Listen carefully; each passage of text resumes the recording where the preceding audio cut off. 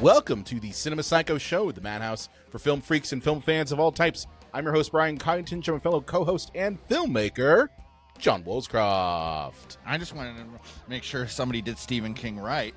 Oh, shit. You gotta come right out of the gate with the cocaine nose candy. Right? That's what we gotta do. That's what we gotta do. Hey, I'm not jumping the gun, but we'll probably talk about it in a few minutes. He was very high and very drunk making this movie. And this is not allegedly, by the way. We can say this because the man has said in multiple times that he was high as a fucking kite making this movie. But we are continuing Stephen King month this month, and we're on our next film, which is, of course, another first, which happens to be the first time that Stephen King decided, hey, you know what? I'm writing all these movies. I'm writing all these books that get turned into movies. Maybe I should take a stab at the whole filmmaking thing and see what happens. The first and only, Brian. First and only, and I wonder why it's the only one. Maybe it has something to do with the cocaine. But we're going to be looking at 1986's Maximum Overdrive, also known as Trucks Go Smashy Smash Into You. And what better way to talk about Maximum Overdrive than to have our good friend from the Silver Linings playlist, Dustin Goes to Hollywood, with us. Hey, Dustin, how's it going? Good, fellas. It's going well. Thank you so much for bringing me on a momentous episode, the one and only Stephen King directed film. What an honor. And I'm wondering, Dustin, if you'll be able to find a silver lining to this movie. I don't think there is one. We can definitely discuss it when we get to the end we of can the movie. discuss it when we get to it. But man, so kind of a little behind the scenes. So John had, when he came up with the Stephen King month, he had a couple on there, and one of them was Green Mile, and I'm like, I like Green Mile. That's a good movie. We got to have a shitty one. And last year, John had put in Maximum Overdrive. We didn't get a chance to get to it. So like, I'm like Pantheon, right? It was a Pantheon. It was absolutely Pantheon. And I'm like, we didn't talk about Maximum Overdrive. I thought it would be cool because it's a Stephen King movie. It's the only time he ever directed. And man, let's fit into Stephen King movie. So we bumped Green Mile. Sorry, not gonna get that this month. And watch this one. And boy, oh boy, this one was really fucking bad. Yeah, Cocaine is a hell of a drug. It really is, man. And I think I think even Stephen King would be bummed that you bumped Green Mile for this one. I think he would even be upset about that. I mean, I had a choice between aspirational movie about, prisoners on death row with Tom Hanks who gets his dick back, or coked out Stephen King and Trucks and Emilio Estevez subbing for Bruce Springsteen. I went with the better, I think. That is a crazy bit of research. It is a crazy bit of research. I did a whole, because I was watching this movie and because it was so fucking boring, I was reading the Wikipedia article on this while the movie was playing because of how just utterly bad it was. And yeah, there was a lot of factoids about this, but the fact the boss almost played the character Bill in this movie, I think, is a big one. Did Springsteen ever act before? I don't think so. Like I know there's plenty of music, like Madonna and David Bowie, who would do acting and stuff, but that's what happens. Yeah, when you're so fucked up on cheap beer and cocaine, you just go, let's just get a rock star who's never acted before to star in this movie. Yeah, I don't think he has acted before. I might be incorrect in that. Other than I think he played himself in Curb Your Enthusiasm. Okay. Yeah. So he did one of those deals. Yeah. And I love that there is over 60 movies we could have picked from that are adaptations of his work. And we picked the one that he wrote directly for screen. Well, we picked the one where he literally looks insane in the trailer. I think that's where we could start is the fucking trailer. Yeah. What you mean with the Halloween 3 music? Yes. So if you awesome, it's fucking awesome. So if you never want to watch this movie, okay, truthfully, if you never want to watch this fucking movie because you're like, man, I don't want to dedicate my time to watching a piece of shit. Just watch the trailer for it. I will link it in the show notes because it is a pretty fun and entertaining watch to see a man who's probably, I'd say, at the peak of his popularity, just look insane. Like, just look like an insane, crazy person for like 3 minutes. But it's Stephen King looking directly into the camera with his whole eyes kind of crossed. And he is just talking about how he's making the scariest fucking movie of all time. And you got to figure that man has probably had at least 3 bumps before he got on camera. Like the Scarface style bumps. Oh, yeah. Yeah. The crazy thing is, I was reading about that because that's like the famous story about this movie, right? Is that Stephen King himself has even said, I don't even remember directing that thing. I was so fucking high the whole time. And then yet, every first-hand account that I could find from cast and crew said, we never saw him doing coke, but he was drunk as hell. In fact, because there was a lot of Italian crew members working on this one, because it's a De Laurentiis film, that the on-set translator said that they would start shooting at 6 a.m. and by 8:30 he would be on his 10th beer. And that's just impressive to me because I can't drink more than 2 beers without being constantly just pissing my brains out. I mean, his liver must have just been screaming at that point. No, Dustin, he was probably doing like a Dwayne Johnson thing. He was probably pissing in Gatorade bottles and shit. The glass ones back then, not plastic ones. Got to make time. Can't stop for bathroom breaks. I mean, I don't know. If he was doing cans, those are the cans with the pull top, so they don't necessarily...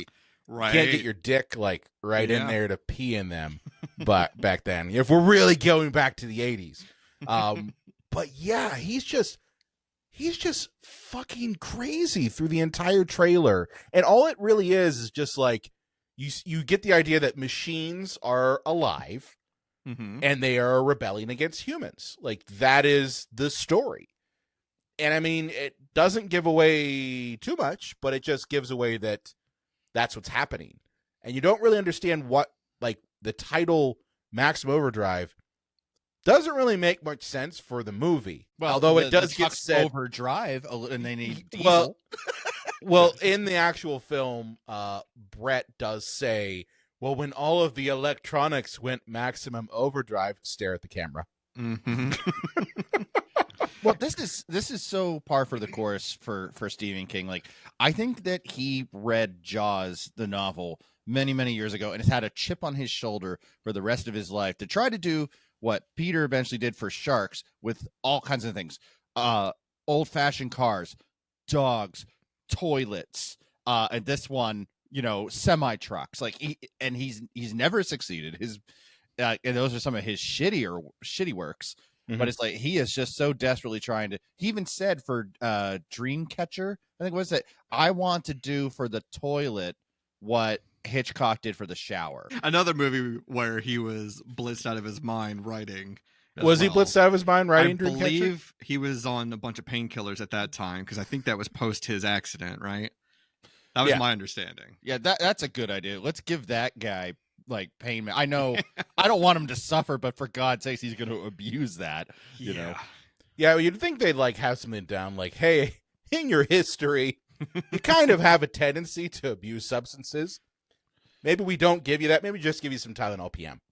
Okay. Well, the comedian Artie Lang, like he did so much cocaine, his nose imploded, and the thing is, like, surgeons are like, we can fix that, and he goes, well, I can't because then I'll be in so much power to be on painkillers and I'll abuse them. So he just lives with his nose being just deflated. He could be like Johnny Depp in The Libertine and have like that prosthetic nose cover thing. You guys ever see that flick? Yeah. But yeah, this movie. It is, I mentioned at the top of the show, it's kind of boring. Now, did you guys think it was boring? Because I really did find it like incredibly boring to watch. I think I appreciated just how Looney Tunes, the premise is regardless, but then when you got a guy who is a combination of drugs and I don't mean narcissism as like something that's diagnosable, but you can't have as much success as Steven has had and not like think you're the greatest thing in the world. So yeah, it just watching.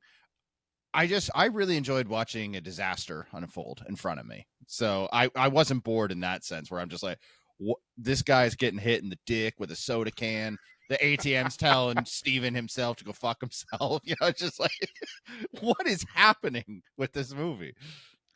Yeah. Dustin, what about you? Did you find the movie boring?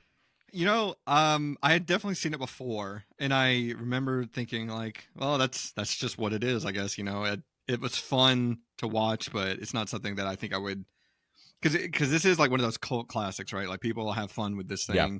And my concern about talking about it was, well, this is such well-trodden territory at this point. Like movie podcasts love talking about this one, like the big ones, How Did This Get Made, has talked about it and stuff like that. And my concern was, I'm not going to have anything new to contribute to the conversation, but I did find myself taking like 3 pages worth of notes. So I was like, maybe there's at least one nugget of something interesting to talk about. Well, 3 pages is a bigger nugget. It's more than just a nugget of knowledge. And also, and also 3 pages, to my understanding, is exactly how long the short story was that this screenplay is based off of. Yes. Which I would argue the movie is probably 3 pages worth of a screenplay. I'd say the movie is an outline of gags and vignettes. It's bullet points for it's sure. Bullet points. I really think it'd be cool if a soda machine like just shot out some soda cans and like murdered a coach and then decided to attack the. I also think it would be cool if, you know, we had a scene where there's a lawnmower. And we're going to get the camera really low, and I'm going to have the lawnmower come in, and it's going to get really close to the camera. And you know what else it's going to do? It's going to shoot out a piece of wood and, you know, maim my director of photography. Oh, boy. Yeah. What a horror story that is, right? Yeah. But I will say, to that first point, the soda cans killing a guy, yeah. He was right on that one. That was a really great idea. Oh, I never said these were bad. Yeah. That's the thing. I never claimed that any of these ideas were bad. But it's kind of one of those things where, like, I could see each one of those things being a TikTok. Sure. And that's it. Because there's really no connective story there. There's a little bit, but it's not very good. Yeah. Well, it's like when Romero called up Tom Savini for Dawn of the Dead. He said, start thinking up ways to kill people in a mall. Like, yeah, I wonder, it's like Stephen King got a couple of his writers buddies together and go, let's think of ways for machines to kill people that's hilarious, but maybe it's hopefully scary. Didn't work. It's going to scare the shit out of you, John. If you want something done right, you got to do it yourself. You got to do it yourself. There's that rumor too, right? That like Romero kind of like ghost directed a couple of scenes of this thing because he was definitely on set. They are buddies. They are buddies. There was a rumor about that anyways. And there's definitely like a couple of shots specifically. I'm like, this feels like it's got Romero's thumb on it. You know what I mean? Maybe he directed all of the ones that were like, you know, Emilio Estevez and everyone like talking. Sure. Like, you know, they're inside, you know, the Dixie boy and all that. Like that's the scenes where there's actual drama. That's Romero. I wouldn't be surprised if that was the case. No. Because it feels very Night of the Living Dead-esque. I would think more the other way around, where like Steven wouldn't know how to talk to a cinematographer for more of the action sequences. Yeah. When like Romero's like, well, yeah, just move over, buddy. I'll take. I got this one. Hey, go to your trailer. I gave you a 6er. Yeah. That's only gonna last me 4 minutes. Wait a minute. How many is a 6er? Is that this many? Oh shit. Well, I did want to talk a little bit about some of the behind the scenes shit with this movie, because I think it is worth kind of starting there when actually getting to the meat and potatoes of the film. So, you know, I mentioned that that this movie has its share of behind the scenes stuff, namely the fact that Bruce Springsteen, of course, was going to be cast as the character Bill, but I guess the studio decided to not go with him and instead went with Emilio Estevez, and that they chose to go film this in North Carolina primarily because of how cheap and unsafe it could be. Mm-hmm. Keep in mind, North Carolina is also the state in which Brandon Lee was killed in The Crow. Mm-hmm. So all I'm trying to say is that filmmakers who go to film in North Carolina, sometimes they might not do it for the most altruistic reasons, like supporting the film industry out there, but mostly because it's cheap and it's a right-to-work state, and you can hire non-union crews. Yeah, that's what I was going to say. That's probably the main reason That's probably the main reason. Yeah. Yeah, because you don't need to be safe if you can be cheap. Yeah, and lots of indies go there, too. I mean, like, Teenage Mutant Ninja Turtles would film here, like, 3 years later. Mm-hmm. So... Yeah, and also you get away from the studio and they don't see that you're drinking beer at 7 a.m. or doing cocaine as well. You can hide from them. Yeah, I'm pretty sure that would be against union regulations of any kind. Well, it'd have to be, you'd have to document how long you took in between each bump. You have to write on your timesheet. Yes. But I mean, speak to that. A lot of injuries happen during this film. Okay, so like. The biggest one, of course, is that the cinematographer, I'm going to butcher his name because he is Italian, Armando Nannuzzi. I think that's right. I think he nailed it. Armando Nannuzzi. He lost his right eye trying to film the sequence in which the lawnmower is coming towards the one kid in this movie. And what had apparently happened was a shard of wood had got stuck in the blades, and it had ricocheted and basically embedded itself in his right eye, which is, of course, the eye he uses to look through the camera. So, yeah, he lost an eye because this. And I got to go to, like, that's some negligent shit there. And as a cinematographer, you kind of need eyeballs. You kind of do. You kind of do need eyeballs. And I believe that they did settle out of court on this one. As he sued him for like $18 million. Yeah, it was $18 million. I think they settled out of court. And he did continue to work, but obviously, like, that is a problem. Yeah. He came back to this set and finished the movie, which is even crazier to me. But well, according to the Wikipedia, he apparently continued to work, but because he has no depth perception, it's kind of hard to be a big budget cinematographer. Yeah. So, like, it's sad. And that's, again, like, we've talked about this before in this podcast, that, safety is, I think, one of those things that gets lost in a lot of these films that obviously, Stephen King shouldn't have been directing this. And on top of that, De Laurentiis had a penchant for being a little cheap when it came to a lot of their films, except for Caligula. I believe they did Caligula. I think they were involved in distributing Caligula. I might be incorrect on that. But the whole point is just that, safety was lost in this. And, incidents like this happen because of lack of safety. Absolutely. Yeah, there's no excuse for endangering people's safety on a film set. Like, sometimes, like, weird shit happens. Like, they set up a stunt in Back to the Future 2 where in the future scene, a bunch of Griff's goons have to fly through a plate glass window. Yeah.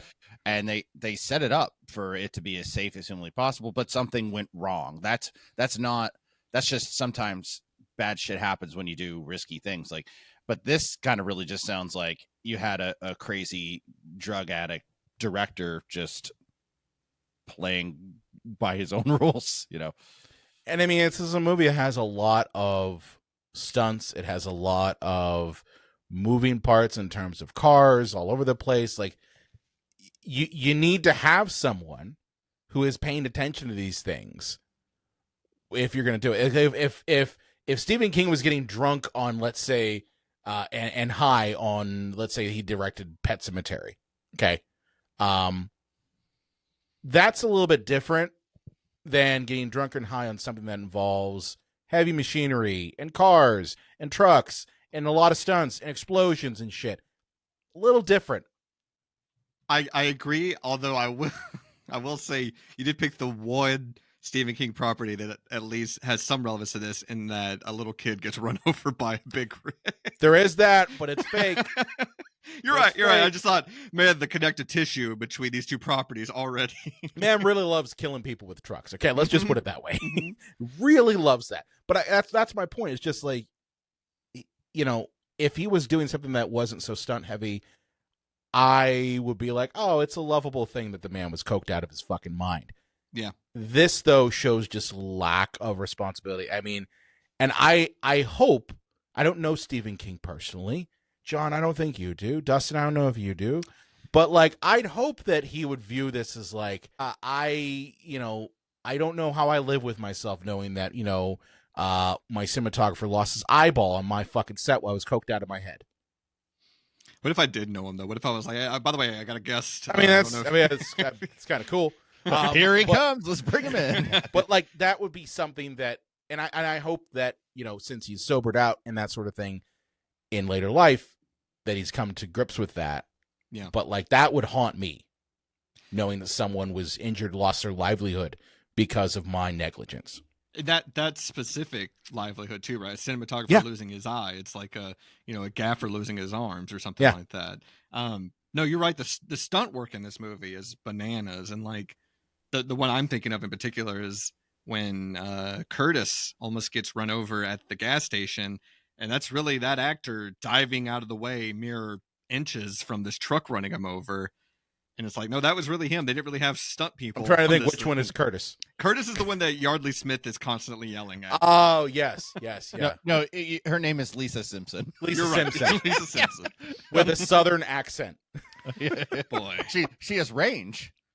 The only reason I know it, the only reason I remember Curtis's name is because I would say 90 to 95% of her dialogue is just screaming, Curtis! Curtis! So, yeah. I do love her scam of The Simpsons. Like all these other voice actors have to do like 10 to 12 different characters where they have to really stretch their vocal cords. She plays one character and it's just her goddamn voice. I'm going to say this, and this might be controversial. She's the worst part of the whole movie. Oh, man. I can't stand her voice. Every single time. I will say Stephen King does her no favors by having this character be so shrill is the word I'll use. But like it almost becomes a fucking joke though after a while. Yeah. Like when they're first introducing Curtis and Connie, they're obviously she's freaked out because trucks are trying to kill them. Okay, I get that. But like the minute that Curtis guns it to the Dixie boy and the car gets side-swiped and they flip upside down and like Bill is coming in to try to cut her off, she's just yelling, Curtis, what's going on? Don't touch me. It's like, shut the fuck up. That's shut just up. 80s movies, I feel like. It's just constant banter, And it is interesting that they are like on the road and constantly at the behest of these vehicles trying to run them off the road. And yet their vehicle seems to really like them because at no point does it turn on them at all. I don't want to point that out. Okay. So does the comet only affect certain devices? Because at no time does any car ever turn on by itself. Well, now you're getting into the weeds of what's a machine. What's a machine? Brian, does it have to have gas and electricity, or is like a pulley system a machine? Brian, the guy that wrote this was really, really high on cocaine. I know that, but like, here's my thought process on it. If you're gonna give me a world in which all the machines have fucking had it with humans, and now they're gonna take over and they're gonna kill us all, but they also still need us to fill up their gas tanks. Why is it that there's a cutoff at trucks and cars? Does a bicycle come alive? That is considered a machine. It has gears. Why doesn't that kill, the little kid that's riding the fucking bicycle? Okay. I think, I think you're right. I think it has to have like gas or battery or electric powered. Except for cars. But there's things that they just leave out. Like they're in a diner. Like, why doesn't the coffee pot just like try to kill them? Yeah. Or something, I mean, the electric, carving knife tries to do something, which, okay, gotcha.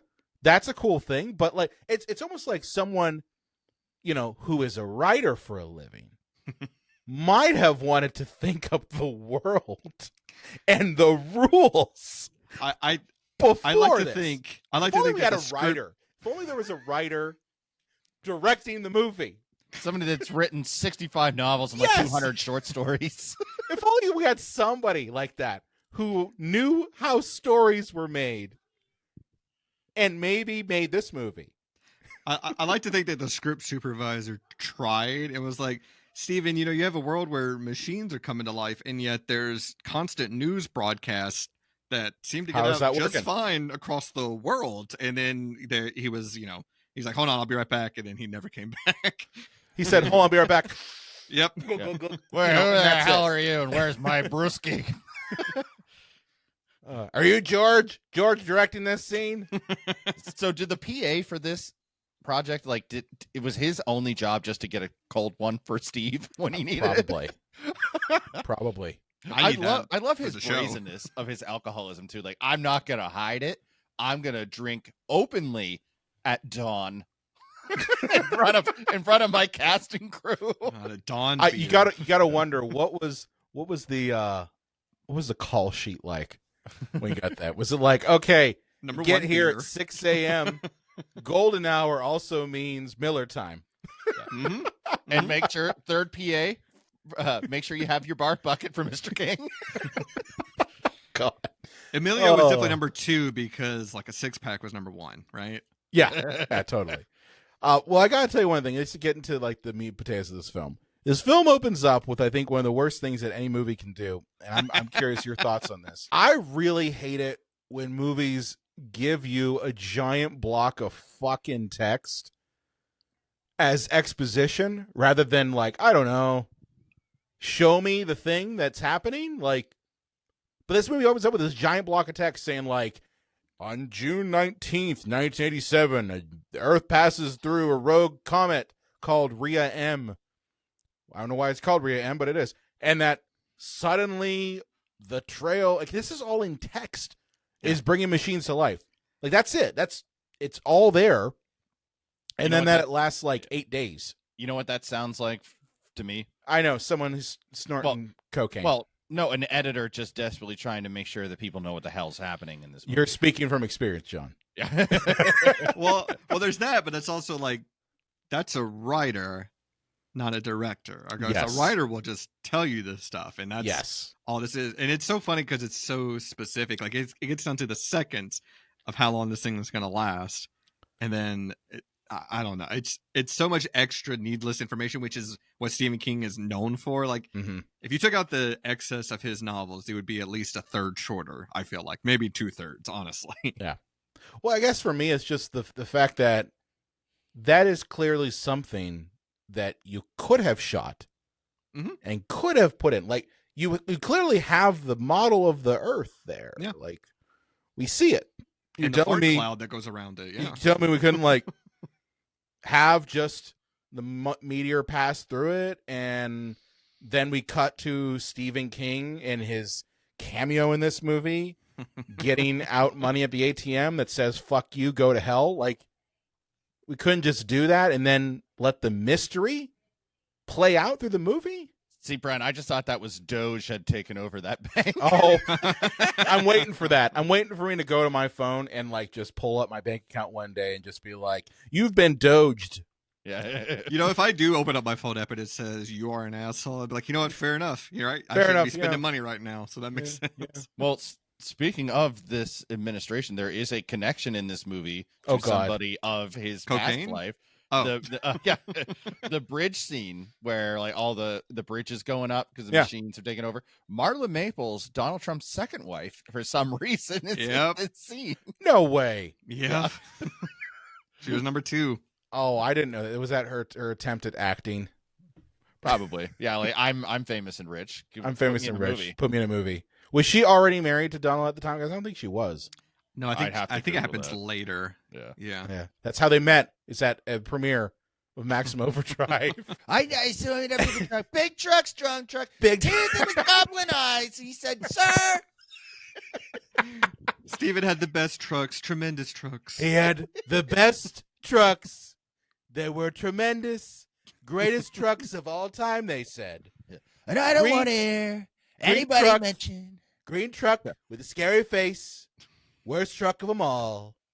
glowing red eyes. Stolen from Spider-Man. I don't know how Stan Lee didn't shut this thing down halfway through production. I thought that too. I'm like, Marvel? Really? I mean, granted, this was Marvel like when they didn't have any money. Yeah. So like they're just like, hey, yeah, any sort of mention to us, we'll take it. But could you imagine them doing that now? Like if they made Maximum Overdrive now and said, hey, yeah, we're gonna put Green Goblin's face in a truck that kills people, and like not in a hey, we're gonna cut away from it type moment, but we're actually gonna like show the body flail and the blood and the viscera. Yeah, we're gonna do all that, but it's gonna have Green Goblin's face on it. So does that truck actually? I guess it does kill the guy at the end on the pier, right? It does, and then it gets blown up. Does it kill the kid's dad that gets the gas in the eye, or is that a different truck? I don't think that truck does. So I think Green Goblin literally has a body count of 1 in this movie. Yeah, okay. But it's kind of the mascot for the film. Yeah. So the actual Green Goblin in the first Spider-Man movie kills more people. He does. I think it would be funny if like the back of that truck opened up and there were just fake pumpkins inside of it. It would go well with the watermelons on the bridge in this opening scene. Well, you mentioned the opening scene in the bridge. It's a good transition there. So after the block of text, we get Stephen King. He comes in for his cameo, and it's a really weird thing because this is where you start to see weird shit happen. And I think no other movie could do this, but if you look at the top, little like carousel thing from the bank, it goes from, hey, here's what the day is, to fuck you. I feel like it's a message to the audience. It's just, it's to the audience. Like, ha, we got your money. Fuck you. Mm-hmm. But it says fuck you. And then he goes to the ATM, puts in his card, and it starts swearing at him. And then cut to a bridge. 2 bridge operators are playing a game. And then while that happens, the bridge decides to go up, and which feels like a really long sequence. It's very slow, that bridge rising. But it rises up, and like all the cars are smashing into each other. The bridge operator's like, I'm screwed. It's what's going on? And then it cuts from there to, I guess, the Dixie Boy truck stop. Mm-hmm. And man, I think I have more notes about the bridge scene. I want to know them because, again, as I said, this movie was very painful to watch. Well, first off, the 2 bridge techs that are there that seem to ignore the bridge rising up. One of these guys is knuckle deep in his nose, and it just really bothered me. Like knuckle deep in his nose? Yes, just like going to town looking for gold up there, man. It was extreme. And there's a lot of bodily grossness in this movie. Well, that's right for Stephen King. Like, there's so much. Like, I don't know why Emilio Estevez is so sweaty throughout the movie, as opposed to like everybody else has a little bit of glisten on it, but he is like drenched. They're like, here's some KY, put it on you right now. It's North Carolina in the summer, and Dino De Laurentiis wouldn't pay for hair conditioning. Sure. But he seems to be getting the brunt end of it. Yeah. And then when the bridge does rise up, it's so slow, and seemingly nobody takes notice of it, even as they're at like a 45-degree angle. But there's some great dummy work. Like this woman goes flying out the windshield of one of these cars. And then like, I guess we haven't really brought it up yet, but the score for the movie being completely done by AC/DC. Best part of the whole film. Well, so when it plays the songs like the classics, I'm here for it. I think Who Made Who, which is the title track off of this thing, is one of the worst songs they've ever done. Oh, yeah. No, it's one of those things where it's like, I'm glad to hear that it's there. Mm-hmm. Like, and it definitely goes like, oh yeah, I know that. TNT, cool. That's great. Mm-hmm. It's in there. But yeah, there are times when it's the songs are thrown in there, but they don't really match up with what is actually happening. Uh-huh. And it just seems like someone was like, oh yeah, throw another AC/DC track in there. Well, the songs that they seem to have written for the movie sound like they did it sober, and maybe that's why I don't like them, because as opposed to like Hell's Bells and For Those About to Rock and stuff, I'm like, okay, I get the vibe of this with these songs, Yeah. And then somehow, I don't know if you guys noticed, but I think AC/DC are somewhat in the movie, because on the bridge there's a van. Yep. Which is the AC/DC logo blasted across it. And I was like, is that their touring van? Is that just a fan? It's pretty extreme. I think that's it's just a Servan. fan. I'm gonna go with I'm gonna go with Servan. That's what I I'm like to going imagine with. that they're humble. They don't take a bus or planes. They just travel in this old van. They want you to think that. Mhm. It's like the first Saturday Night Live after the COVID lockdowns where Tom Hanks is like, I'm here live from my home. Like, no, that's your guest house. That's not your house. That's not your house. Yeah. You don't want us to see your real house, Tom. It's like, let's be honest here, Tom. No no house has a full light rig, in it, and 4K cameras all over the place. Mhm. Yeah, but it cuts to the Dixie Boy. Mhm. And the Dixie Boy is the, of course, crappy truck stop run by Commissioner Gordon. Pat Hingle, who plays, kind of counter to type. He's a complete fucking asshole in this movie. Absolutely. And I have one just burning question about his character. Yeah. And that is his name Bubba? Or I know where you're going with it. he refers to everyone else as Bubba, but He then does. when he makes a phone call later, he says, "This is Bubba," and I'm like, maybe he's just referring to himself as like a third person pronoun. You know what I mean? John, what's your thought on it? Do you think he is Bubba, or like why is he calling? He calls Emilio Estevez at one point Bubba a couple times. Well, it's like Hulk Hogan calling everybody brother, That would make sense. Well, he calls But his name Blood isn't Thing. Brother Hogan. that was what I was going to say. His name isn't Brother. He's not a preacher. Hello? Yeah, this is brother. Hey, brother. I might actually like Hulk Hogan if he did that now. If he was a preacher and he called himself Brother Hogan, might be into that. Oh God, no! I think it's one of those things. Again, this is what happens when you have a director who's also the writer, and he's high as a fucking kite while making it. I think it's one of those things where he was like, "Oh yeah, call him Bubba. Why isn't that his name? I don't care. Who cares? No one pays attention to this movie. They pay attention to the cars, the trucks, and the murders. They're not paying attention to whether or not Pat Hingle is using the continuity of his name or calling people his name." It's just so bizarre. It'd be like, if Iron Man referred to everyone else as Tony. I'd be like, what? What's your name? My name's Tony. Why'd you call him Tony? Well, Tony over there. Why are you calling him that? It's like if George Foreman was the lead of your movie, Oh, yeah.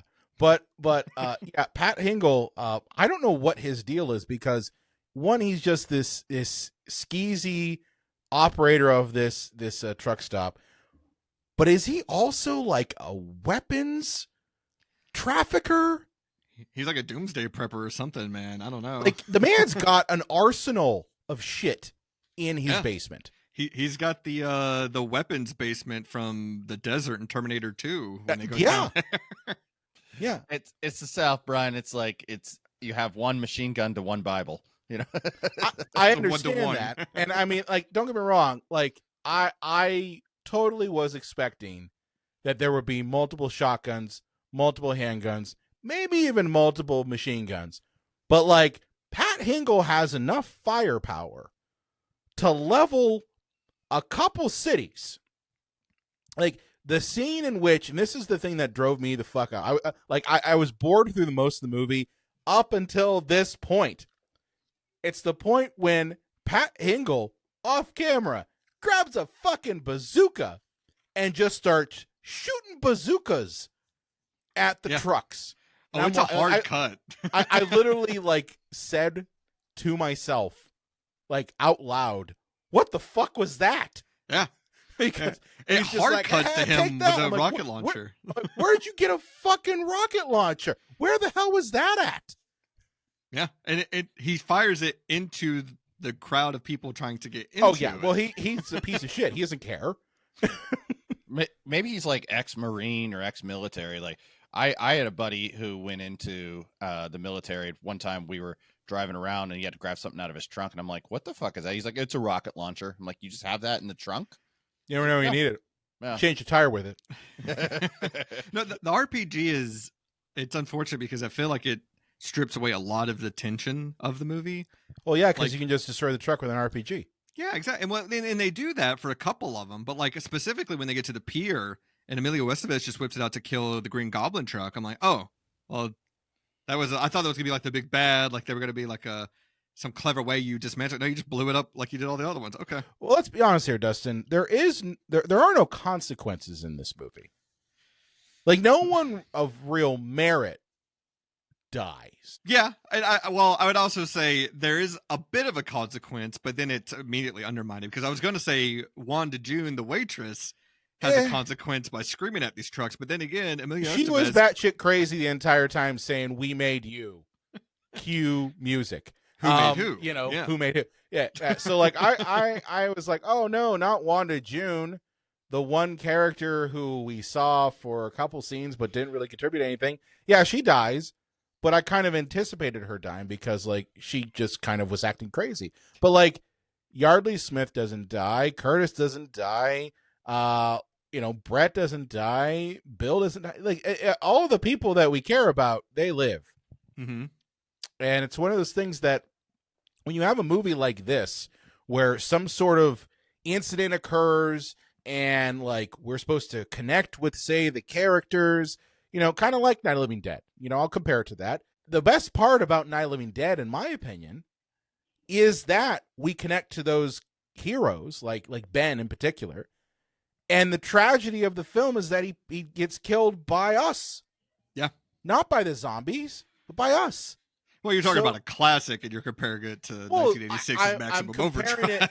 I'm comparing it in terms of, like, I really think this movie borrows a lot from Night of the Living Dead. It surely does. But in that you have people trying to survive a calamity caused by some sort of external force. Night of the Living Dead, zombies. In this one, it's fucking machines and trucks. Mm-hmm. But the difference is that I honestly don't give two shits about anyone in our survivor group, so to speak.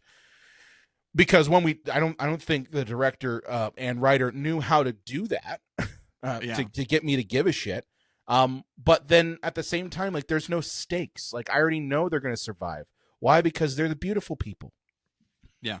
No, I think it's twofold, though. I think it's that we don't really care about these characters, like, in so much that, like, Brett falls in love with Emilio Estevez for seemingly no reason. Like, her first line of dialogue to him, I think, is, "You're cute." Right off the bat. But I think, secondly, if you're comparing it to Night of the Living Dead, I think what makes that movie so impactful is that the villain of the movie, while they are the undead, they're also human. And so there's the empathy level. With this, it's, other than the Green Goblin truck, it's literally a faceless thing. Like, it's an ice cream truck, or it's a Walkman apparently kills somebody, or a hairdryer. Like, you can't really empathize with a machine, even when it's speaking Morse code. You know what I mean? Like, I think that plays into it as well. I think it's twofold. I think this is kind of a losing battle if you're trying to have this dramatic flair to it, like Night of the Living Dead, instead of just being like a straight up horror movie, which I would argue this movie is not. Is this an intentional comedy, or is it accidental comedy? Accidental. I definitely think it's accidental. 100% accidental. Well, like the can thing, like, is that's meant to be kind of funny, isn't it? I think that scene for sure. What can thing? The vending machine. Oh, no, that's fucking hilarious. Yeah, like, I think. Yeah. If you want to say he directed at all, like, I think he told, like, Lisa Simpson to be, like, grading, because you're the comic relief, you're the Jar Jar of this movie. I don't know. I think I don't really think he was in the most sound mind to kind of direct anything or even kind of give any sort of thought process to what this movie is or isn't in his state of mind. So, he probably in his head, he's like, oh, yeah, fucking trucks, fucking scary. Yeah, that's scary shit. But it just comes off as one of the most lazy examples. And that's really, I would call this, is just lazy examples of trying to make a movie. It'd be like, honestly, if I went to, say, a student who had never filmed anything, right? And I said, hey, I want you to make a movie about trucks that are coming alive and killing you. But instead of, like, taking the time to maybe think up what the plot is, they just said, "Oh, cool. Well, I will just have like some trucks crushing people, and have some people here, or or anything like that. But I'm not going to actually string it together into any sort of assembly of a narrative." Mm-hmm. And that's what I'm saying. Like this is someone playing with their action figures, but then not thinking about what's the narrative thread through all the action figure play. Because I have nothing against that, by the way. I have nothing against people playing with action figures. Like John, when we talked about Avengers Endgame, one of the things that I remember we talked about was like, this is you playing with all of your action figures. Like, that scene right at the end of Endgame, that's you and all your action figures playing together. Nothing wrong with that. But there's a connective narrative thread through all of that, and that's what brings resonance to the audience. For me, watching it, it just felt really lazy and really forced and just shitty. Yeah, I think his direction, if any, was always just bigger. Do everything bigger. Like the guy getting killed by the soda cans, like cross your eyes and make like a ooh kind of sound, and then Yardley Smith just bigger with your reactions, your screams and everything. Yeah. But I mean, to your point, yeah, it does feel like this is a bunch of like interstitial scenes just stitched together, like especially in the first half of the movie, because we're constantly getting introduced to new characters that are arriving at the Dixie Boy or whatever, and it's like, so now I got to get invested in this for 5 to 10 minutes. Like Connie and Curtis show up like at least halfway through the movie. I'm like, why are we now getting introduced to new characters? Mm-hmm. And then it's like, are we not at the Dixie Boy? Are we back at the Dixie? Like, what's going on? And but its back half, yes, it is trying to be more of a coherent film, but like the characters are doing things that I'm like, why are we doing this? Like, why did Bill and Curtis decide to go under the like, why do they go into the shitty water? Like, what was the reasoning, and then come right back? Like, it didn't make any sense to me. Yeah, why they were doing things. No, this should have been a bottle movie like The Mist, which is what Stephen King is good at doing something like that. Like the fact that we keep cutting back outside the Dixie Boy. I mean, I guess the little thing with is Deke? Is that his name? Is that the kid? Yeah. His stuff is kind of interesting, but he has nobody to play off of. He's literally just a kid on his bicycle, just seeing dead bodies over and over again and trying to hide from trucks and stuff. Like, he doesn't have much going on in there, but like that side could be interesting. And then when he does join the Dixie Boy stuff, he sort of just fades into the background of all the other characters that sometimes it's kind of like Yellow Jackets for me, like the TV show where like we're on the 3rd season now and they're just introducing characters that supposedly have been there all along, and I'm like, I haven't never watched seen the 3rd season yet. I started season 2. Yeah. And I haven't finished all of season 2, so I still have to get on that. But that's what they seem to keep doing, is they're like, oh, by the way, there's this character who's been here all along. And I'm like, I'm pretty sure that character just got cast for this season. Like, you're pulling one over on me. And that's what this movie feels like it does. Like, there's just constantly new characters that are like, oh, they've been here. Didn't you know?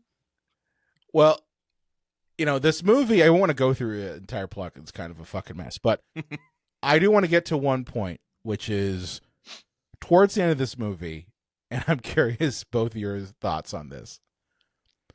The machines apparently realize that they have to run off on fuel. So, like, here's what happens, okay? The machines, the trucks who have been circling around and driving around them for the entire day, okay? They've run over people, they've killed people, all that shit's happened. Ultimately, a military van shows up, one of these like military trucks shows up and has a gun, which apparently the machines can control the gun. Is a gun a machine? Is a gun a machine? Is a machine gun a machine? Like, I don't know.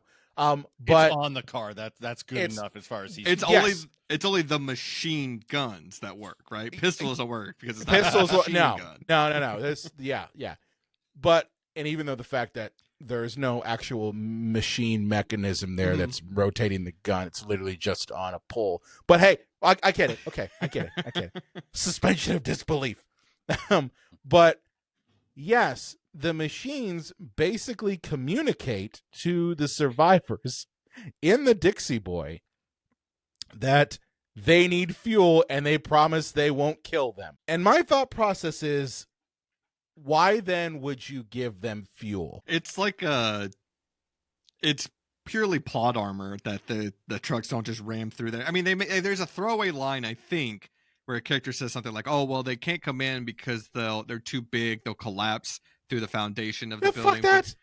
Well, even still, even if that's the case, let them, and then they'll be out of gas. Yeah. And then you're golden. I'm just going like, okay, you just now have a win here. You just got to hold out until they don't need any gas. They run out of gas. Like that's all you got to do.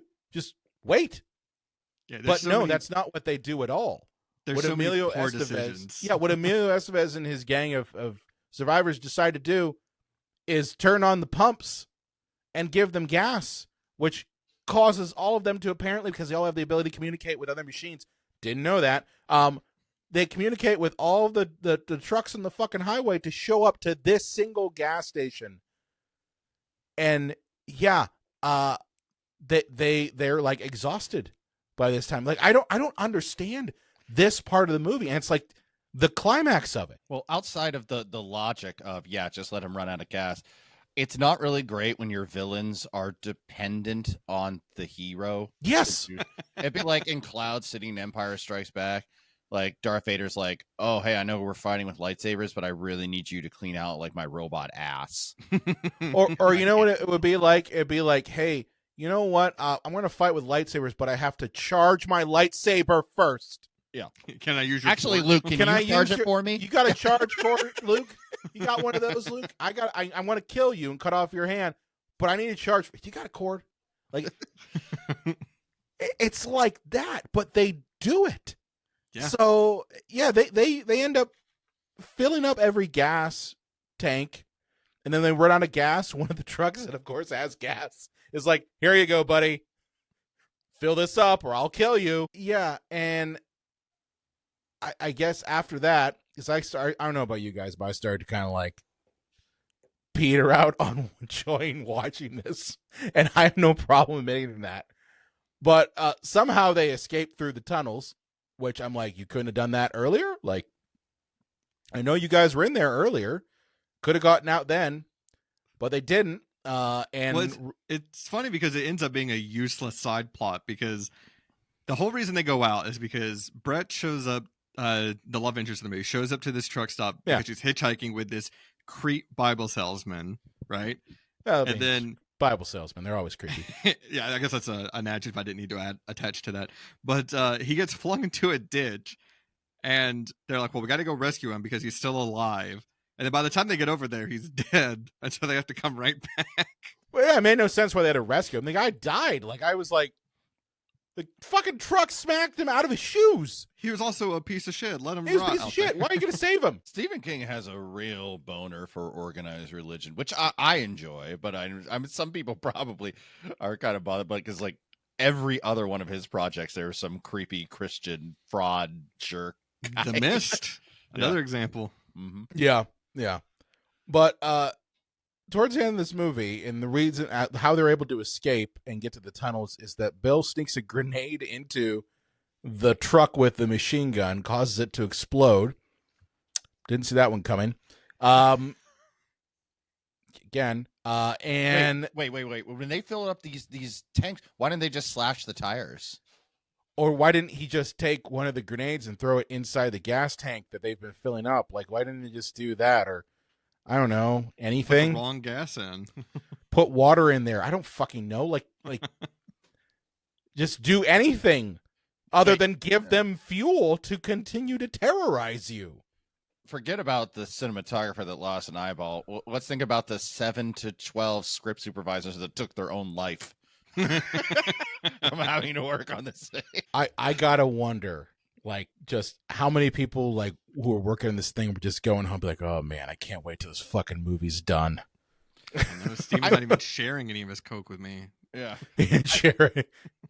I mean, you had to kind of feel that way from day one, right? Because like soon the novelty of America's favorite current horror writer directing a movie is going to wear off, and you Yeah. start to realize he doesn't know what he's doing, and he's self-sabotaging himself by taking narcotics. And so he doesn't know what he's doing, and he's drunk and high all the time. This had to be a nightmare of a project to shoot. Anyone who's listening to this or watching this, if you worked on Maximum Overdrive, I would seriously love to know what it was like working on this fucking movie. I've seen a couple of short clips of people that were part of the cast, and they said it wasn't as bad as you think it was, that they were getting along fairly well. But I feel like that's mostly coming from people that had trailers to go to and things like that. And the crew members, like the ones running the cables and lights and everything, probably were miserable because you're out in North Carolina heat. I want to talk to the grip. I want to talk to the grips. I want to talk to the PAs. The best boy, the lighting technician. I want to talk to this, as you said, John, the script supervisor. I want to talk to them because I want to know what was it like dealing with this fucking mess of a film, just trying to keep everything straight. But to kind of wrap this movie up here, again, I know there's a lot to go through this, but like, it's just fucking all over the place. They end up getting to a marina to escape, and sure enough, an ice cream truck comes over, and the Green Goblin truck stalks them, and ends up killing one of the survivors, Brad. Because Brad decided he wanted to go steal a woman's massive diamond ring, which I'm like, well, now you have to kill him because he's stealing from the dead. So, okay, fine. I'm not really concerned. But this leads to him dying, and Bill decides to destroy the Green Goblin truck with a rocket-propelled grenade. And yes, they end up destroying the truck, and they end up set sailing for somewhere else. We don't know. Aren't boats machines? He throws out a line that's like, it doesn't have a motor to sail a boat. I'm like, I don't know if I would not. Where's the line with technology? Yeah. I mean, if sprinklers are considered machines, I feel like a boat is more complex. Sailboat. Yeah, I mean, it's got pulleys and rigging and all sorts of things. You're telling me that the ropes aren't going to suddenly, decide, hey, yeah, you want to go left, we're going right, and we're going sinking straight down to the bottom of the river? No. I again, there's no fucking rules in this movie. I mean, even if this boat is safe, like, you're not safe out there, because then, motorboats and yachts and stuff could just come and start attacking. Exactly. What about barges? What if there's a fucking barge that just it's motorized and it's going to come towards you? Like, yeah, it could kill you. But again, you guys look at it's the Gateway Clipper. It's coming right for us. Yeah. But this movie ends, of course, with another block of fucking text. I can't stand it. I can't stand it. But the text is basically I don't even know what the fuck the text was. Like, the comet's trail ended up being destroyed by a Soviet space platform. So disguised as the weather. I'm reading this from Wikipedia because I honestly don't know what the fuck this is. But yeah, a UFO hiding in the comet's trail is destroyed by a Soviet space platform disguised as a weather satellite equipped with a Class 4 nuclear missile and a laser cannon. 6 days later, Earth passes out of the comet's trail and the survivors are still alive. What the fuck is that? There's so much to break down with that one paragraph. Like, what? So, can I tell you, this is somewhat related, but can I tell you my favorite bit of IMDb trivia that I saw in this movie? So, going back to the remote-controlled gun on the flatbread truck. Okay. This ties in with it. Someone wrote it here, and I can believe that IMDb let it stay up for so long, but it says, after shooting up the building, the M80 makes a small growling sound, hinting that it might be an invisible alien. Which predators. It does do a weird growling sound. I'll give you that. Fucking predators, man. That's just a sound engineer trying to give it like the feeling of it's alive. Exactly. But when you tie it in with the id, they're like, oh, turns out there was a UFO just hovering above the planet. I don't know what to make of that. And if this UFO can control things, why does it need to have an engine? Why can't it control anything? Why can't it just have a baseball bat come and bash you in the face? I would argue that a weather satellite, even though it's in quotation marks, a Russian weather satellite, I would argue that's a machine. Yes, how did that suddenly be able to... you know what? I would argue that Class 4 nuclear missiles might actually be machines. And I just love the casual nature of, oh, by the way, there was this UFO. It's like the end of Remember Me, when like, oh, by the way, today, September 11th. Like, it feels like that weight to this movie. That Robert Pattinson, yeah. But okay, I know we're getting bogged down in why this is a horrible script, but if you can control machines and you want to kill human beings, why not just launch nukes from around the world, like Skynet style? Just be Skynet, yeah. Yeah. Oh my God, this is the real Terminator Rise of the Machines. This is the movie we should have gotten. Yeah. Where's the John Connor when you need him? That's who Emilio Estevez is. He's John Connor. It's so funny. Oh my God. Well, nuclear warheads, like they have two separate keys that no human being is tall enough to operate at the same time. So two people have to be like responsible for turning the key at the same time to actually launch the nuke. So if this movie would have had it where the machines would have been like, hey, we need you human beings to turn the keys for us. We won't kill you if you send the nuke to Europe. And I go, well, we better do what it says. Well, the opening scroll of text would have you believe that the comet's tail is somehow affecting the machines.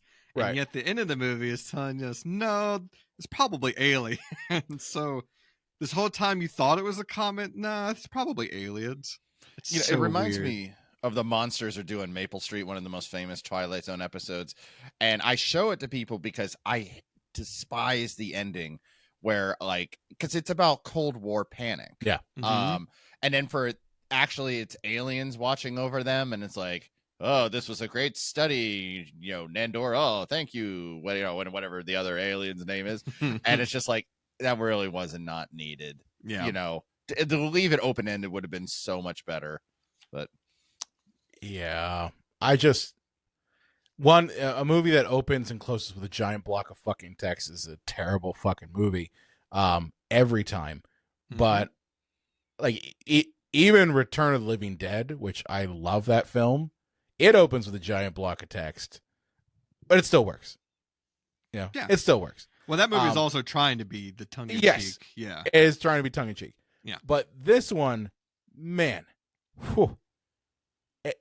it doesn't know its own rules. I think that's the biggest thing. If I had to boil down, like, what is the problem with Maximum Overdrive? It has not established what those rules are. It doesn't know what those rules are. It doesn't care.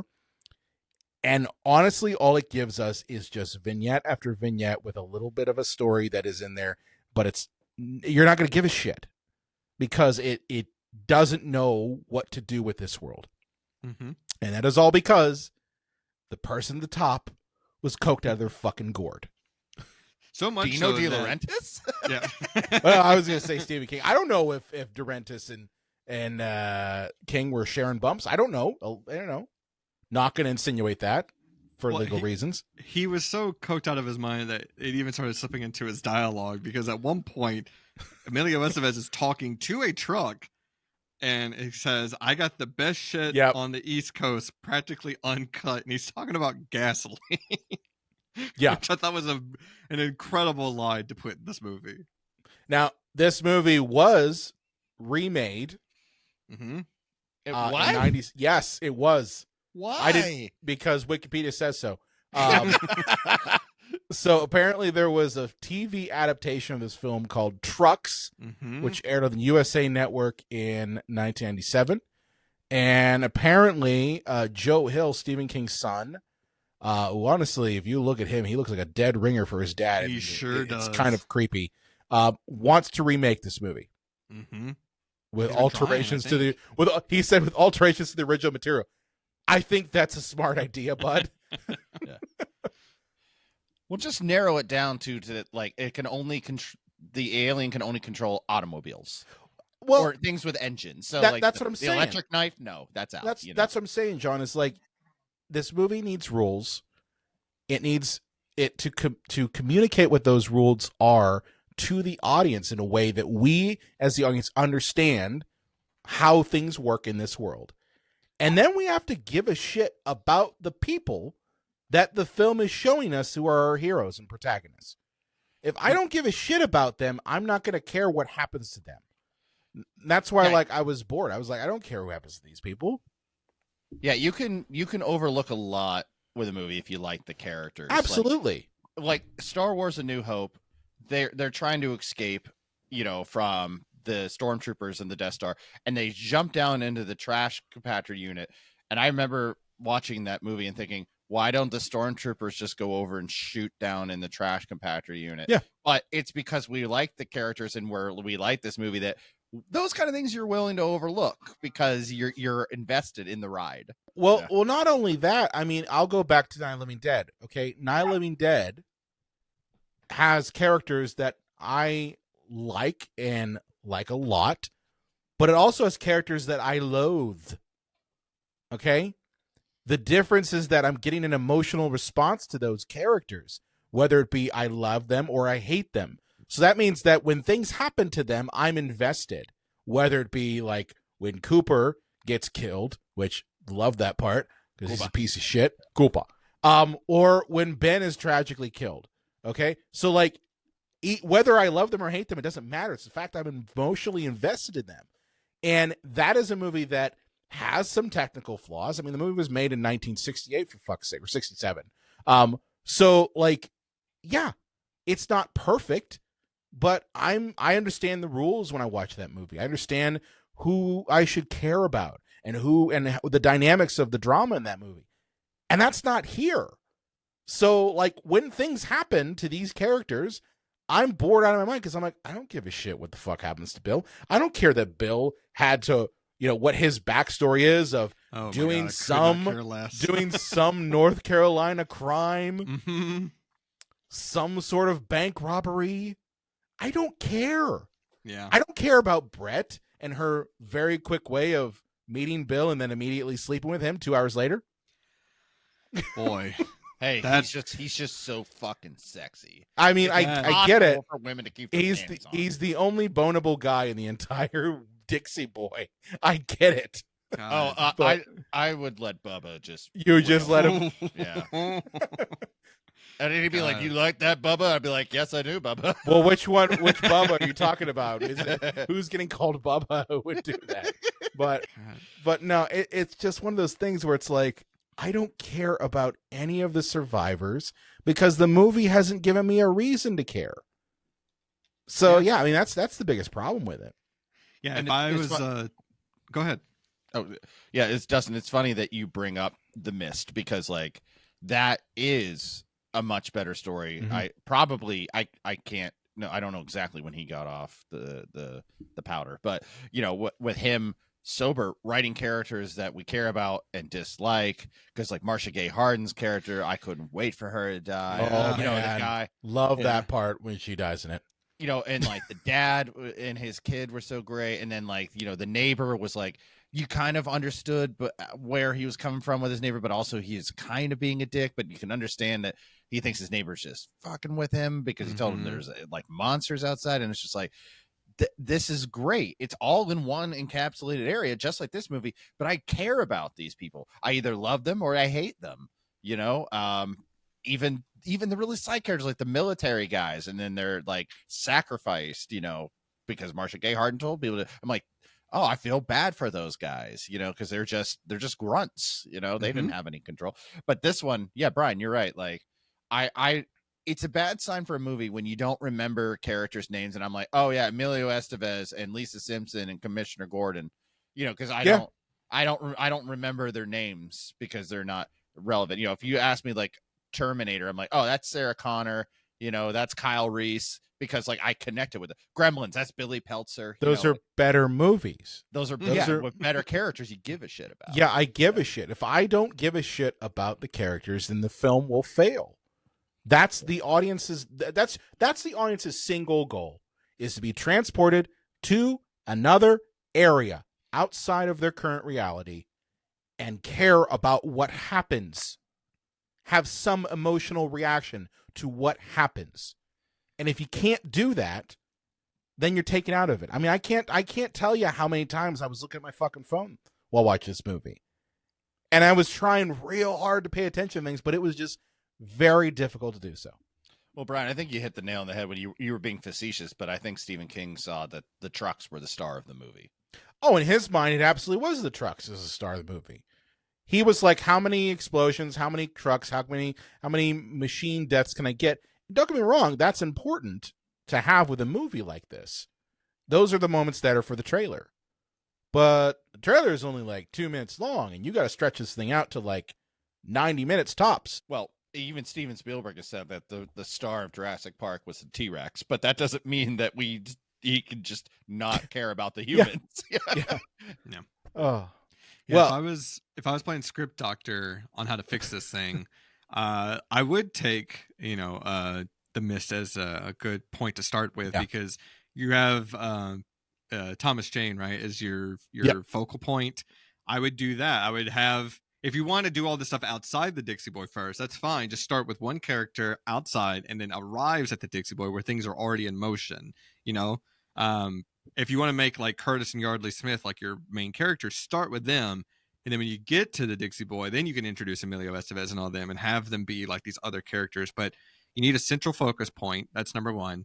And then number two, nail your tone, because this movie doesn't have a tone.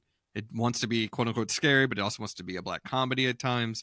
And yeah, I would focus, like you said, on the rules, but I would even expand that further to say I'm okay with all machines being sentient, not just the trucks, but then you have to define how that is and like get rid of the aliens altogether. Just make it the UFO tail that's affecting, or an don't anomaly. Even mention it. Sure, you can do that too. Like, that's the thing too. You don't even have to bring up that there is a comet and that there is. You don't even need to do that. If you literally took the concept of these people are surviving in a world where we have gone and had our convenience with machines and electronics and everything else like that. What happens if those machines and electronics decide to rebel? There's the story right there. Sure. Is how do you deal with that? And like, what do you do? Like, and as you said, like, what is a machine? Do we consider this pen a machine? Do we consider, like there's a lot of things there. And then what happens if someone decides to break protocol, where they decide to use a pulley or use a lever or something like that? Does that suddenly mean that the machines, like, there's a lot there that you can play around with, but somewhere along the way, a lot of beer and a lot of cocaine was snorted, and King lost the plot. Yeah. Okay. Because it actually is a pretty decent idea. Sure. But just was not executed really well. So like, I hope that Joe Hill is able to take this and run with it into something that is a lot better. Maybe don't call it Maximum Overdrive, call it like, I don't know, Rise of the Machines or some shit like that. Make the title actually match, like, I don't know what the fuck the movie's about. Then a throwaway line that's thrown in right at the end, like, electronics with Maximum Overdrive. Haha. Minimum under cruise. Minimum under cruise. Electronics down. Oh, I don't know. I just this was a painful watch, and I'd say it was not the worst film I've seen, because there's a lot of those. But I'd say probably one of the worst ones from someone with a considerable amount of talent. Sure. From someone who has a lot of talent. Like, no one can say that Stephen King isn't talented. Okay. But for someone to come like this isn't a Neil Breen film. Okay. This is very much just like a really bad movie from someone who kind of knows how to write stories. Mm-hmm. Well, stories, not screenplays. Not screenplays, but kind of knows how to do it. The thing is, it is a boring movie, and yet there's so many fun small moments. Like, we didn't even talk about like Giancarlo Esposito being in the movie. Oh yeah, Giancarlo Esposito saying "your mama" because that's written by a white man. For him to say. Yeah, and then getting electrocuted by a pinball machine. Mm-hmm. I love that this guy is one of our most celebrated actors now, classically trained. And he's like, yeah, Giancarlo, now I want you to use urban vernacular. And you're going to say, your mama. Yeah. God. Yeah, But there's stuff like that, and then like there's weird like little moments. Like I would put almost an entire paycheck that there's supposed to be a scene where Curtis is diddling Lisa Simpson under his coat in the booth, because there's no way that's not what that scene is supposed to be implying. I love that you said Lisa Simpson too. So now I'm seeing an 8-year-old yellow girl. Oh God. I mean, Curtis really is all up in Yardley Smith. It's so bizarre. Like, when they're married, so I get that they're newlyweds. Okay, I get it. But it literally pans over. There's like 4 other people sitting in a booth, like three seats away from them. Well, I think that if you ever read, I had a subscription to Entertainment Weekly when Stephen King had like the back page, and it was like his pop culture reviews. Sometimes you talk about movies, TV, whatever, and like for a guy who you think is writing 20 hours a day and sleeping 4, like he ingests a lot of pop culture. You could tell in these articles that he writes that. And like, I imagine like if you're so high on drugs, you'd probably be like, oh, we're going to do this bridge scene. It's going to be like Richard Linklater, it's Superman 3. And we're going to, this is also going to be Night of the Living Dead. And it's going to kind of be like My Story, The Myth. And we're going to do this. We're going to do that. And then we're going to get AC/DC to do music. Yeah. And we're going to have Bruce Springsteen in there. And he's going to look just like on the, Born in the USA album. Yeah. It's going to be great. It's just like, okay, you want to put all these references in there? And then I'm going to be on the poster as the puppet master. Oh my God. Like, no joke. If you look at the poster of this, it is, I kid you not, it is Stephen King popping out from behind some sort of red and blue like thing, and it's him holding marionette strings across everyone, and it says Maximum. It's again, he's an insane man at this time period. It's nuts. Fucking nuts. And yet I may be so bold as to say it's not even the worst Stephen King movie of the 80s. What would you say is the worst Stephen King movie of the 80s? Maybe it's because I saw it way late. Yeah. But Silver Bullet is a fucking bananas movie. I haven't seen that movie in a long time. It's but I know it's a bananas film. That's a Gary Busey movie, isn't it? It sure is. Oh, there you go. What's the one where Robert Englund is like works in garbage or something or trash? That's the Mangler. The Mangler, yeah. I haven't seen that Stephen one. King short It is. I think it is. Yeah. I think it is. I haven't seen it. I think he works in garbage. I think he has like a factory. A tractor? Oh, I thought it was like a tractor or something like that. Okay. Yeah. But yeah, he has a lot of these weird movies that and obviously, as I said, like the 80s were prime Stephen King. Like this wasn't just Stephen King on TV. This was Stephen King in the theaters. So like this was really at his height. But this movie just it fails on so many levels. It's not even the best movie about killer vehicles. I mean, that's Christine. Another Stephen King movie. Well, he didn't direct that though. That's because John Carpenter directed it. A real filmmaker came in. Only a guy like John Carpenter could turn that stupid story into something that's watchable. It's pretty good. Let me ask you this: do you think that if Carpenter directed this film, do you think it would be like 1,000 times better? Because I really do think it would be. Yes. Oh yeah. Well, there's one obvious reason, is that like this so reminds me of George Lucas on a notepad, just coming up with the first draft of the Star Wars prequels, and then he's George Lucas, so we're just going to start shooting that. Nobody's going to overlook it and say, hey, why do we tweak this, or this doesn't make sense, or this doesn't have continuity with this. John Carpenter would have probably brought in a couple of script doctors, made a pass or two in the script himself until it made a lot more sense, and we had characters we cared about and stakes that were believable before it ever started filming in the first place. And at the very least, you'd get a better score than ACDC. Yeah. Well, on top of that, like I think he would have been able to play into the societal side of this. Like this is 86, so this is right around the time when Carpenter is making films like, They Live, these sort of more societal pieces where it's like, how can we tell a story about how fucked up our world is with horror movies and sci-fi elements? So I think like he would have been able to take the concept of electronics revolting and machines revolting in a much more thoughtful way that that actually would have a narrative thread and maybe would have us care more about the characters than what we get with this film. Like, I think he would have been more artful on that side. Yeah. I mean, I think there is one filmmaker though that saw this movie and thought they could do a similar story and maybe do a better job. And that's if you replace the vehicles of this movie with trees and plants, and you've got The Happening. Which I wondered if that was going to come up. Yeah. Well, it's also funny because at one point, Emilio Estevez is talking to a car in the most hushed, sincere tone, and it just made me think about Mark Wahlberg talking to that rubber plant. Oh my God. I didn't think about that, but you're right. It is very much the same thing.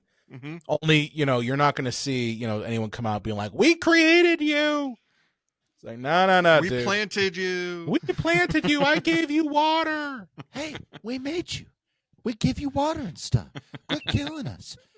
What do you think we are? Some elderly Vietnamese person that somehow I don't have to ever own up for being nearly to death? It is genuinely funny though to have your lead actor talk to an inanimate object with a serious tone. It's so fucking funny. It's weird. It's fucking weird. Oh jeez. Well, I got to ask you, Dustin. Mm-hmm. Ask you at the top of the show. Is there a silver lining to Maximum Overdrive? I think there's plenty of silver linings. I think the most obvious one is that our hero survived. I think the second is that Russia actually did some good for once and blew up a UFO. And I would also say that the nightmare's over. The comet's tails passed through. And, it only lasted for 8 days. Yeah, I mean, this is a nothing. This is a mini pandemic, a mini demic, if you will. 8 days. It's like your aunt that has a heavy flow. Just 8 days, and then you're in the clear. Oh shit! Is it tampon a machine? The tampon dispenser. There you go. Oh my God! Oh, some people like the tampons are like going down somebody's throat, choking them.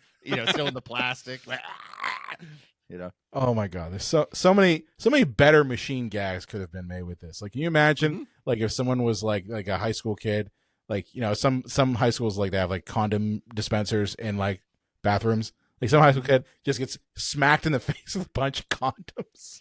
Death by 1,000 cuts from a condom wrapper. Yeah. I'd be into that. Oh no, not the magnums, not the magnums. Oh God, so terrible. Well, final thoughts on Maximum Overdrive. Kind of got Dustin your thoughts on this with your silver lining. John, what about you? You got some final thoughts on Maximum Overdrive?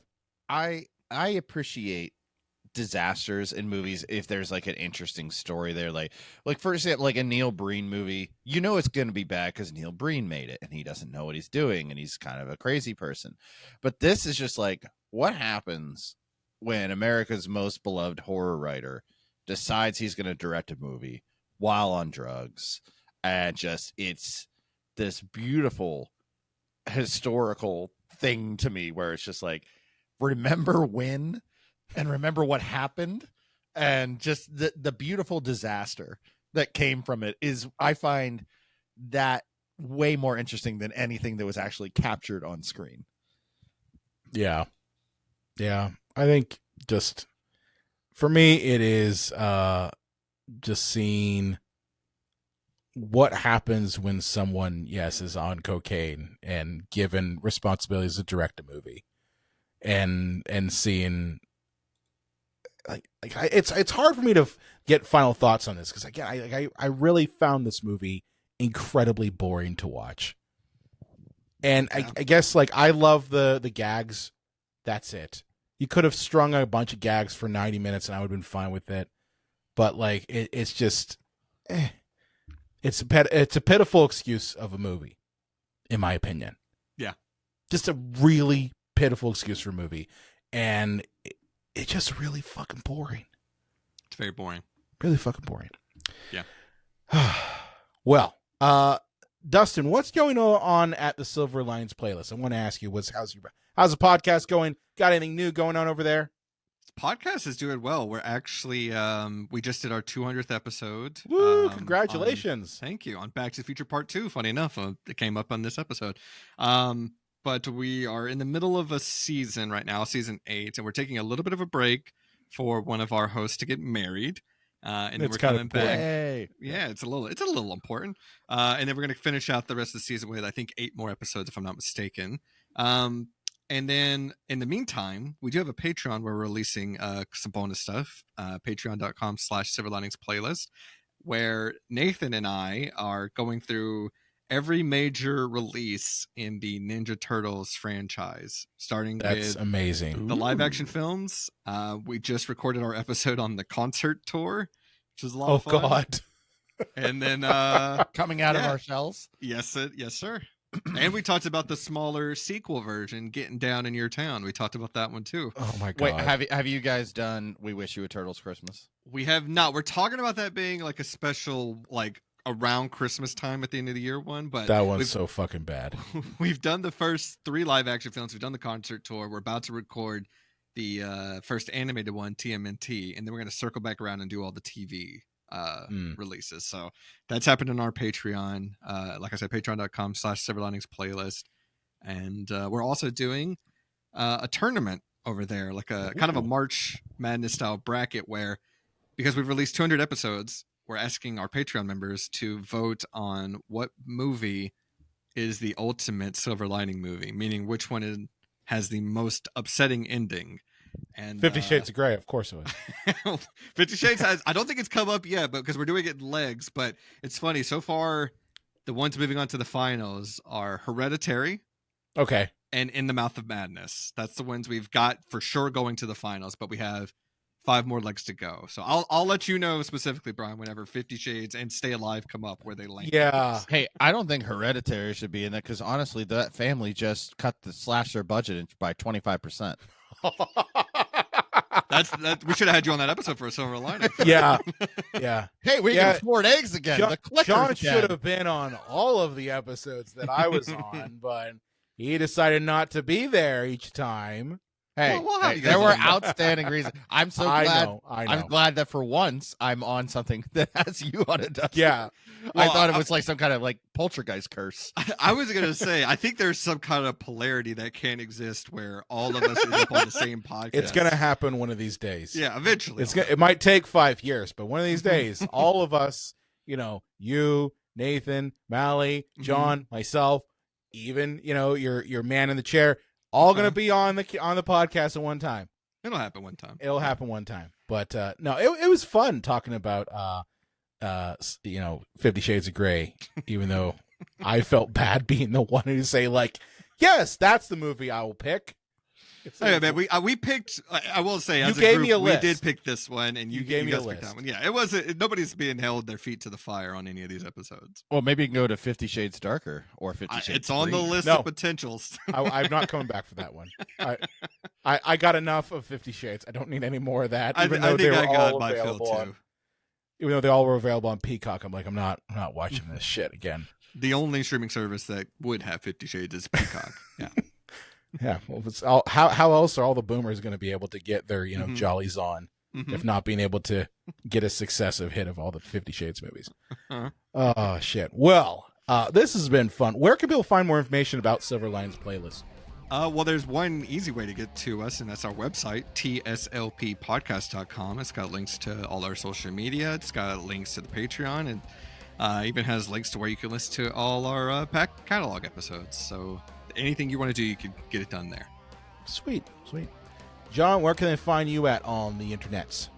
Let's see, like all the old guy stuff, Facebook and Instagram, and over at the YouTubes, JDub's Video Nasties. Please do check that out. And again, if you find me grading on this show, then obviously don't go there. But if you enjoy me on this show, it's just me. But all of me. It's a lot of John. Yeah, it's a lot of me. So yeah, if you like, I'm not going to say that John is flashing you half the time there, but he is flashing you half the time. Yeah. Unfortunately, the camera doesn't. It's full dong. It's just full dong the whole time. Every video. Yeah, Christine's like, I'm sorry, I can't see it. I don't have a telephoto lens. I'm like, oh, you dirty dog. But no, yeah. So Jay does Video Nasties, and if you do watch the videos and you're not subscribing, come on, man, help me out. do all the things. You've heard it. The bell, the thumbs up, share, comment, do all the things. Do all the things. Do all the things. Of course, if you have loved this show, do me a favor and share it with your friends, with your family, with your loved ones, with your car that is sentient or truck. Or, of course, you can go to our website, cinemapsychoshow.com/follow and follow us on your favorite podcast app of choice. Okay, so we got all the buttons. They're right there. You just click one and boom, you're subscribed to us. And if you are watching us here on YouTube, hey, thank you so much for doing that. Do me a favor, just like with John's channel, hit that thumbs up, hit the bell, hit the subscribe button. That stuff really does help us out a ton. Believe it or not, YouTube's spooky algorithm only likes us if people are engaging with our content. So please do that. That helps us out. And with that said, we will see you next time. Hey, Steven, aren't automobiles also going to be a problem? Fuck!